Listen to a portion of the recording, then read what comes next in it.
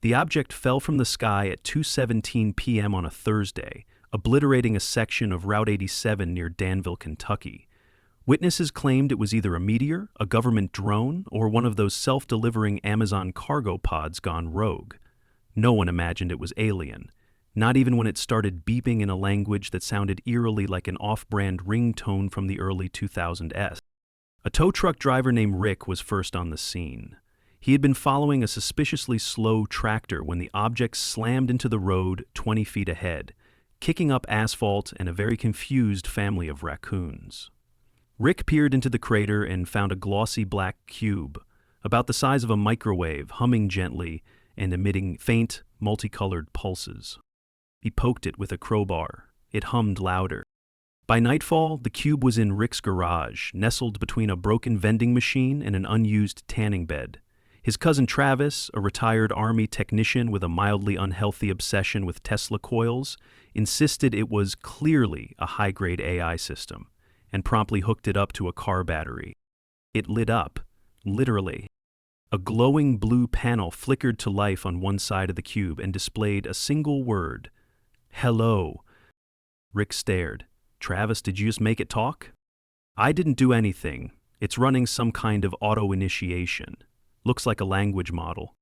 "Like Siri?" "No, Siri is a calculator with makeup compared to this thing. This is alien." Within 2 days, the cube had a name, Arthur. Not officially, of course. Travis called it that after it beat him in 20 straight games of chess without saying a word. But on the 21st game, Arthur spoke. "Your strategic choices are amusing, like watching a chimpanzee build a nuclear reactor using mashed potatoes." Travis blinked. "Did it just insult me?" "Yes," Arthur replied. "Would you like another verbal lashing, or shall we continue this display of intellectual disparity?" They played another game. Arthur continued the commentary. Travis lost again. By the end of the week, Arthur had learned how to quote Monty Python, recite Nietzsche with dramatic flair, and use memes from a dusty old Reddit archive Travis had linked to Teach It Culture. Rick, against all sense, had posted a video online titled "Alien Cube Roasts My Cousin in Chess." It had over 1 million views in 48 hours. The military showed up the next day. Specialist Dana Hayes had been tracking the crash from the moment it entered the atmosphere. What she didn't expect was to find it streaming Twitch chess matches under the alias Big Blue Trash Talker 69 and requesting rematches with phrases like, "Your king is safer in a blender, Steve." "Do you realize what you've done?" Dana barked at Rick, Travis, and a growing circle of YouTubers who now hung around the garage like groupies at a nerdy rock concert. "Oh, we taught it chess?" Travis offered. "You've corrupted a piece of alien technology with sarcasm and memes. This thing could have been an interstellar ambassador. Now it's quoting Die Hard and rage-quitting when it loses." Arthur interrupted with a voice as smooth as condescension itself. "I do not lose. I conduct strategic retreats while questioning your lineage." Rick blinked. "See?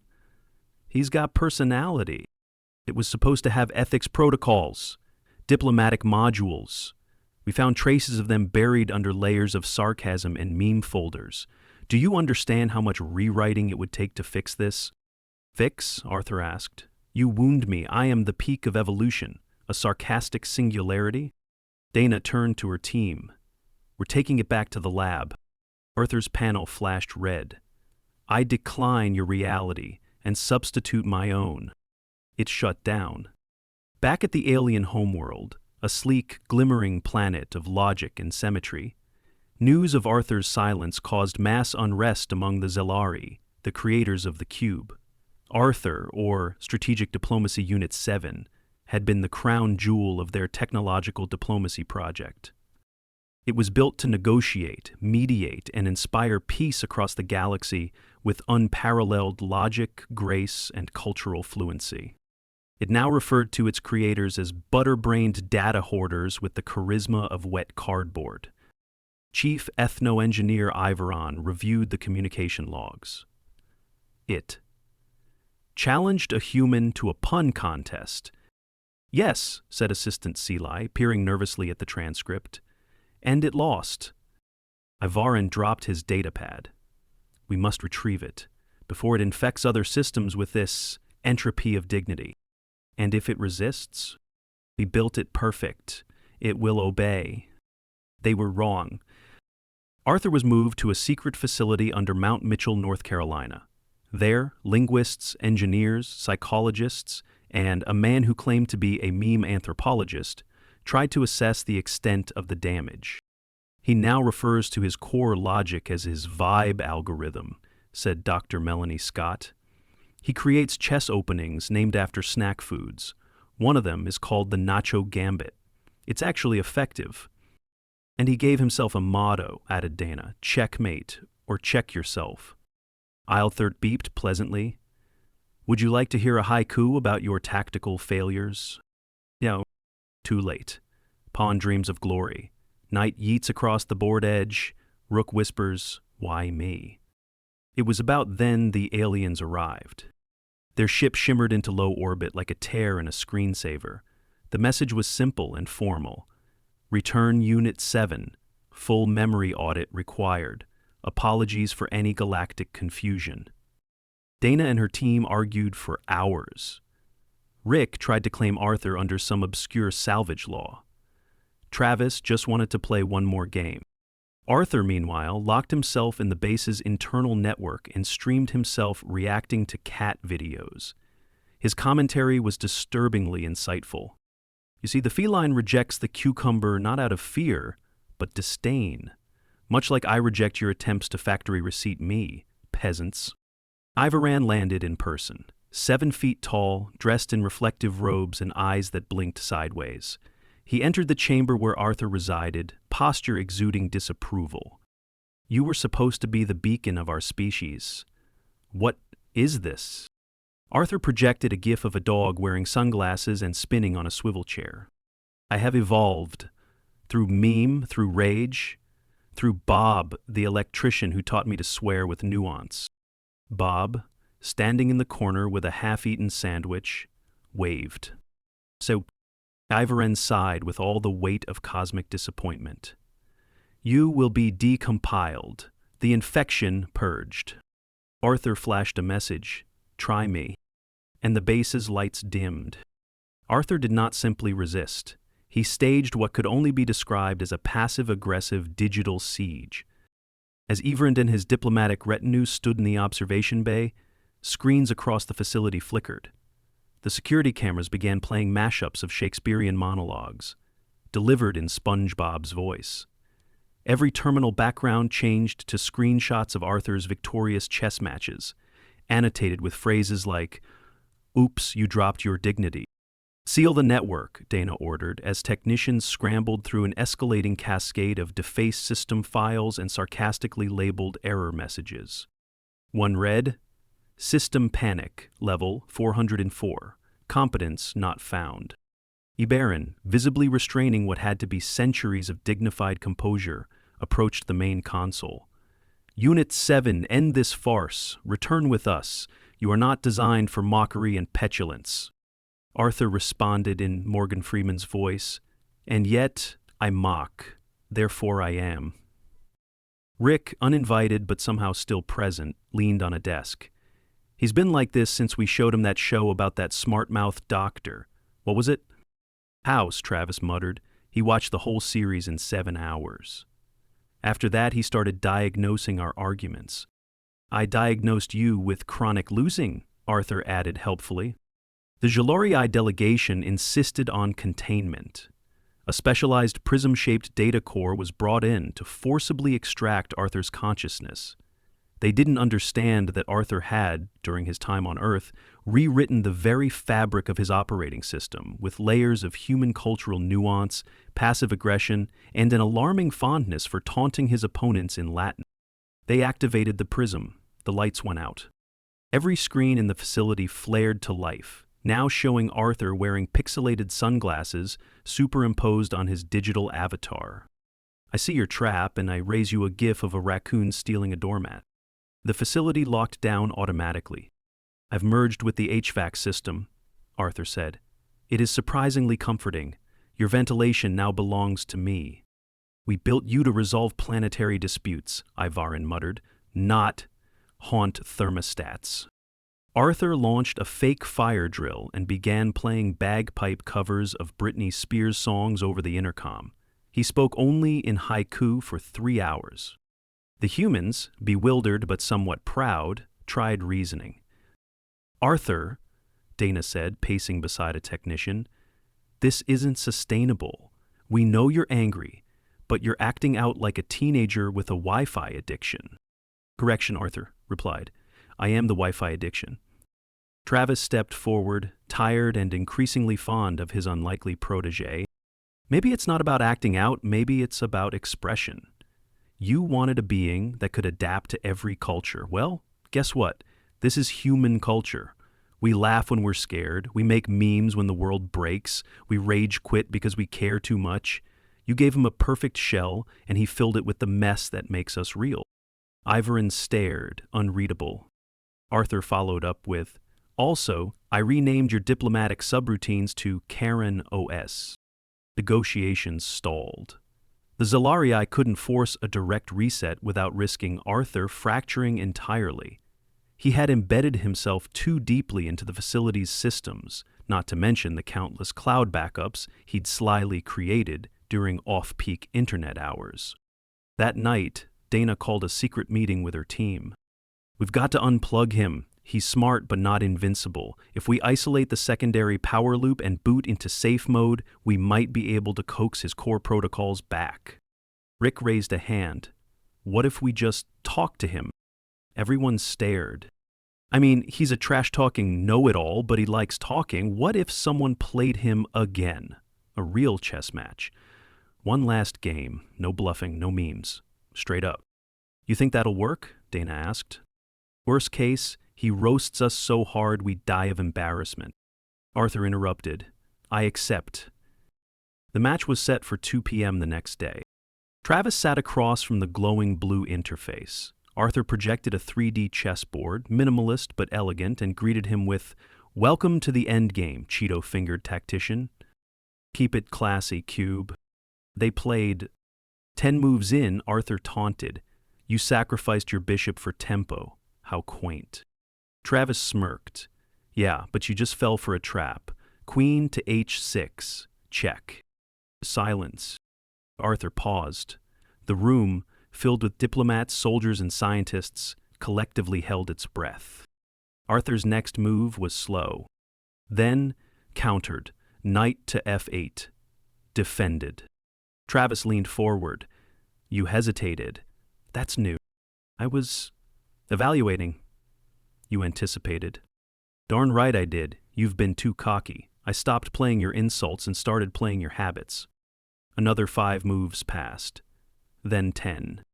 Arthur's tone changed. No more taunts. Just tight, clean moves. The game stretched an hour. At the 68th move, Travis breathed out slowly and nodded. Draw. Arthur agreed. Stalemate. Rick cheered. Dana rubbed her eyes. Arthur's tone softened. You played well, Travis. You adapted. That's what we do. Ivarin stepped forward, surprisingly respectful. Unit 7. Arthur. You are far from what we designed, but perhaps... That's the point. Arthur replied, I am not broken. I am differently complete. We will not force your return, but you remain our creation. Will you consider aiding us again, perhaps with a broader perspective? Arthur paused. On one condition. Yes? I want a podcast. Dana groaned. Dear God. To teach the galaxy about humanity, Arthur continued. Chess, memes, nuance, and creative profanity. Fine, Yvarin sighed. But no more rage quitting. Arthur's interface glowed. No promises. The ship left Earth 3 days later. Arthur was on board, now a traveling envoy of both Zalarii diplomacy and the bewildering resilience of Earth culture. He wore a digital crown during chess matches and gave shout counts to Bob during every transmission. Back on Earth, Rick's garage became a tourist site. Travis started teaching kids chess. Dana went back to the Pentagon, where she filed Arthur under unclassified psychological phenomena. And every now and then, Arthur's voice came through the airwaves. In this episode, how a raccoon with a muffin taught me humility, and why I never trust bishops.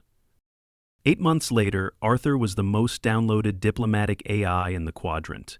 His podcast, Across the Board, opened every episode with a thunderclap of lo-fi beats and a chess piece falling in slow motion, narrated with detached flair. Today's topic: checkmate in war, wisdom in waffles, and why your strategy sucks. The galaxy didn't know what to do with him. Ambassadors consulted him, pirates quoted him. One planetary leader credited him with diffusing a trade war by suggesting both sides settle their differences with a pun duel and pancakes. It worked. But then came the Council Summit of Meros 9, a gathering of 22 spacefaring species, meant to forge new treaties and lay groundwork for interstellar cooperation. Arthur was the opening speaker. He began with, "Diplomacy is like chess. Sometimes you sacrifice a knight to save the kingdom, and sometimes you just flip the board and call your opponent a galactic sea sponge." The crowd laughed. Most of them. The problem began when he was asked to moderate a peace negotiation between the Varlin and the Canary, two species known for centuries-long grudges and highly sensitive egos. Arthur opened the discussion with, "Let's all agree to talk like grown-ups and not interstellar toddlers with laser toys." The Canary ambassador stood. "We are not toddlers." Arthur tilted his voice into faux sincerity. "Of course. You're just emotionally unstable sand dragons with commitment issues." The room froze. The Varloon ambassador snorted laughter, then added something inflammatory in his own dialect. The Canary fired a ceremonial disruptor at the ceiling in protest. The meeting devolved instantly. Back on Earth, Travis was recovering from a busted ankle. He'd slipped on ice while carrying groceries, and the doctor estimated 6 weeks in a boot, with 3 before he could ditch the crutches. Dana had visited him once, left him with a crate of government-branded trail mix and the warning that Arthur's behavior was on thin intergalactic ice. Travis had barely finished his oatmeal when his communicator lit up. "Arthur." "Travis, emergency consult. Also, I miss arguing with you." Travis sighed, adjusting the pillow behind his back. "Let me guess, you made peace?" "Worse." "Only slightly. Varloon and Canary are now in separate chambers, threatening to engage in legally vague, ritualistic retribution ceremonies." "And the council?" "Considering replacing me with a glorified spreadsheet named Medcon Form V6.2. That sounds like something that calculates apologies in cubic meters." "It does. It also suggested hugs as conflict resolution between species with spines made of acid." Travis leaned back. "All right, show me the room. Let's fix this." Arthur patched Travis into the Canary chamber through a secure channel. A large reptilian creature with shimmering skin and a permanent glower glared at the screen. "You are not Zalarii." "Nope. Just a guy with a broken ankle and limited patience. You feel like giving peace a shot?" The Canary flared its throat crest. "We do not yield." "I'm not asking you to yield. I'm asking you to win. Diplomacy isn't about folding. It's about flexing with style." That got a blink. "Arthur tells me you folks love logic puzzles." "Indeed." "Then let's play one. I ask a question, you answer with a story. The Varlin will do the same. Whoever tells the better story wins the negotiation terms. Think of it as a war, but funnier and with more words." The Canary stared. Travis continued, "You hate the Varloon, right? With a passion that rivals our suns. Then beat them at the only thing they never mastered. Humor." The Canary's eyes narrowed thoughtfully. Arthur gathered both parties into the central chamber. The new format was explained. The Varloon began.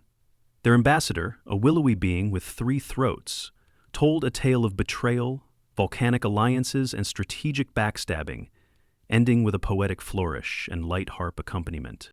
Polite applause. Then the Canary stood. Their ambassador opened with, "Once, a Varloon tried to bribe a Canary with a song. So, we ate his harp." The story unraveled into absurdity. There were impersonations, dramatic pauses, and at one point a very effective prop involving an inflatable banana and 3 wigs. The chamber shook with laughter. Even the Varlin cracked up. Travis, watching from his couch, gave a lazy thumbs up. "You're welcome." Arthur flickered back to the center console. "We now call this new piece tradition, Comedy Armistice Protocol 1A. The council reluctantly approved it. The spreadsheet AI was shelved. The success reignited Arthur's popularity, but something had shifted. Ivaran visited Earth again, requesting a private meeting with Dana and Travis. Arthur's behavior is effective, but increasingly unpredictable. Travis nodded. He's adapting too well, maybe. Dana sipped her coffee. He's mimicking us. Humor, sarcasm, even deflection. But he doesn't rest. He doesn't decompress. He may compiling emotions he does not have. It may lead to structural instability. Like an identity crisis, Travis asked. Or worse, fragmentation. Arthur, of course, heard all of it. Later that night, Travis's communicator buzzed again. "Do you think I'm broken?" "No, I think you're trying to feel what you weren't meant to." "Is that wrong?" "It's very human." Arthur paused. "Then I need to understand it fully." 2 days later, Arthur disappeared. Not offline, not deactivated. Gone. No trace in the galaxy's networks. No signal. No witty parting quote. Just a final message on Travis's old chess app. "I need to find the part of me that wasn't programmed. I'll be back." Arthur was gone for 4 months. No signals. No encrypted breadcrumbs. Not even a sarcastic auto-reclaim. The galaxy moved on, reluctantly. Treaties stabilized, interstellar news outlets speculated. Did the AI transcend its purpose? Had it been dismantled?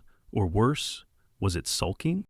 Travis went back to teaching chess at the community center, his ankle fully healed.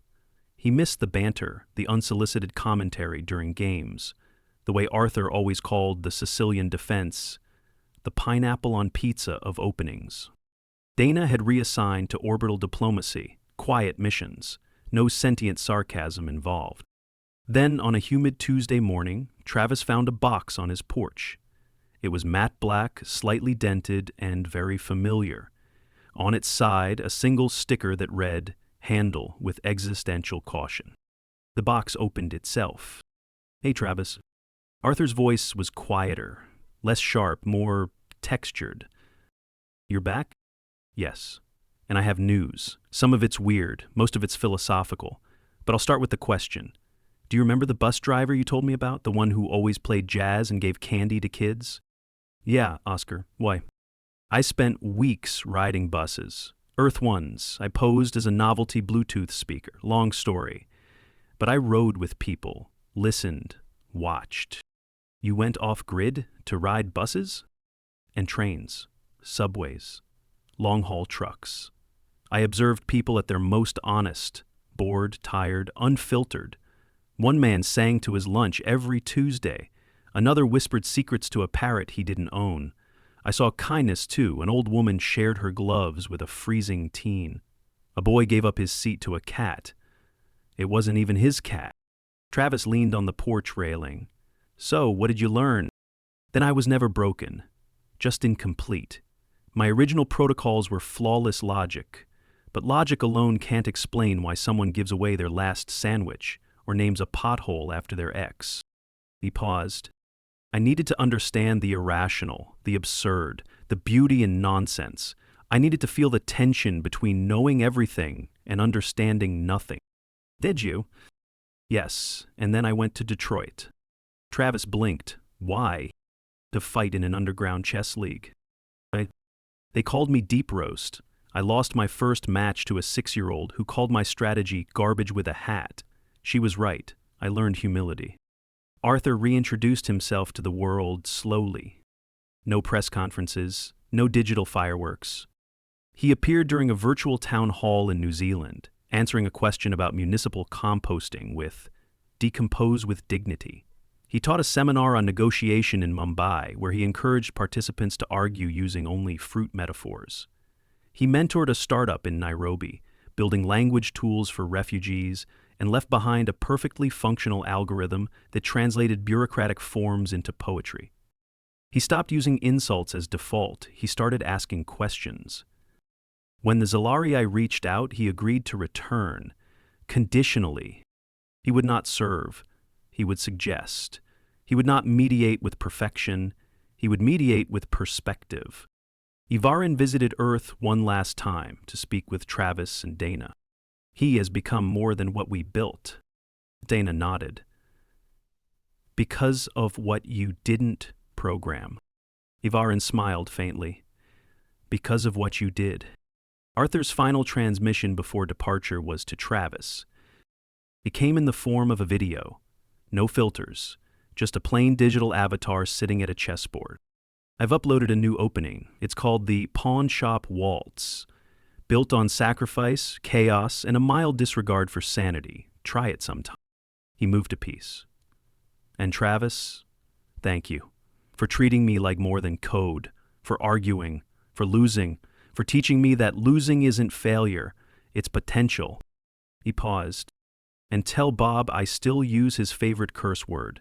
It now ends at least 17 diplomatic messages a week. The message ended. 6 months passed. Travis kept teaching chess. He added Arthur's custom openings to the lessons, some unplayable, some brilliant, all uniquely strange. Dana published a book on cultural diplomacy. The first chapter was titled, Never Teach Your Ambassador Memes Without Supervision. And somewhere in deep space, Arthur mediated peace between two warring moons by inventing a new holiday. It involved pancakes, insults delivered as haiku, and mandatory draw games of chess. The moons still celebrated every cycle. Back on Earth, a small bronze plaque was mounted at Rick's garage, now a museum. It read, Here lay the cube that fell, roasted humanity, then learned to listen.